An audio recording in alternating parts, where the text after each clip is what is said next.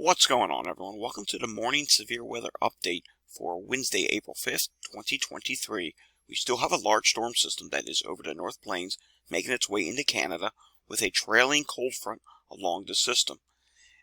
From Texas on up and through the Great Lakes, there is still ongoing severe weather, and there will be a threat of severe weather today from the Great Lakes, even in portions of western Pennsylvania, western New York, right on through Kentucky, Tennessee, Mississippi, and Louisiana today. So we really have to watch these areas. As you can see, blizzard warning still up for the Dakotas, winter storm warning still up for parts of Minnesota.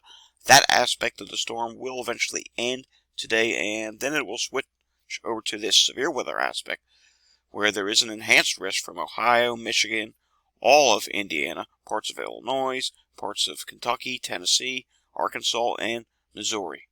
Taking a look further at the outlook, we will see here that there is a 10% hatched area of tornadoes for today from Illinois through Detroit.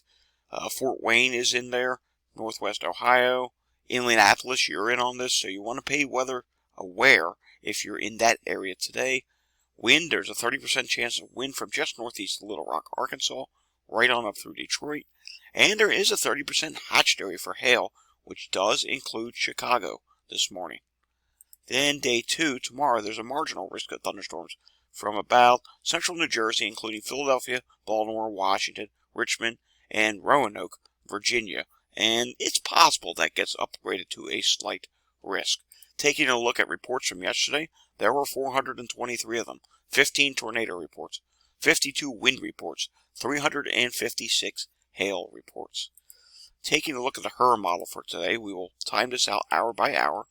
You can see the ongoing storms that are happening right now from Texas on up through Arkansas, Missouri, right on up to about Chicago. Chicago, this is going to pass through you in the next couple hours.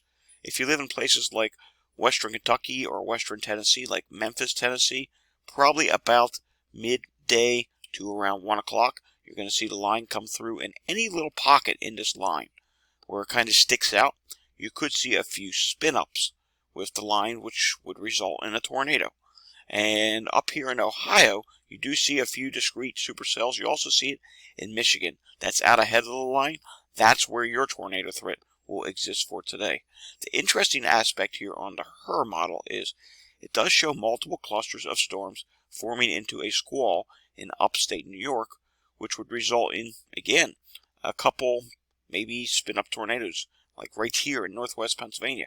You can see this little hook in the line. Then you see another just north of Williamsport, Pennsylvania, where there could potentially be a tornado threat, but more so a wind threat. That's what we are mainly concerned about in that area today. And by the time it gets to the I-95 corridor overnight tonight, it's really going to fall apart.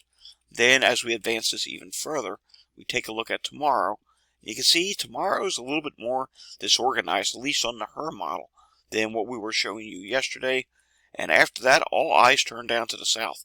A large area of rain is going to set up over Texas and eventually make its way through all the Gulf Coast states as some energy starts to develop on the south side of the front. Here's the 3KM NAM model. You can see it is showing a few discrete cells ahead of the line before it passes through Kentucky, and even up here in Michigan and Ohio. Again, any one of them could be potentially tornadic, so it's something we'll have to watch for today. As we advance this, it does show it weakening a bit faster in New York than the HRRR model. And as we get into tomorrow, look at this draining that sets up from Texas on up through to Kentucky, and that gets pretty serious. There's definitely a flooding threat with the stalling aspect of this front. Look at how much rain just sets up and stalls over Texas. In fact, I will show you the rainfall amounts, and here you go. Look at this. 3 to 6 inches of rain. Anywhere in this orange here, that's 8+ inches of rain.